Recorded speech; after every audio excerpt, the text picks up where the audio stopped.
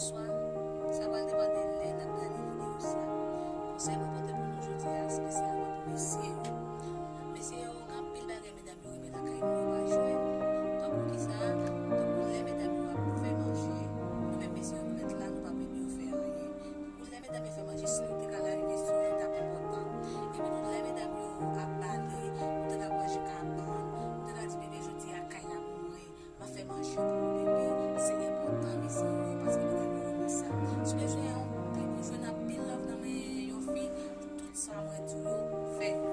Leve matin, madame ou leve ou pide l'abdomen, ou leve tout petit, même là te coucher devant, même là te coucher derrière, ou leve tout petit, ou j'aime madame ou pour préparer un bagay de pour madame.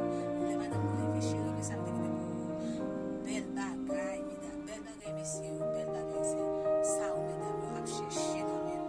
En plus encore mesdames ou remercie brise, donc ou lè ou sur travail, bébé, mettez là dessous, nous aller, nous va sortir.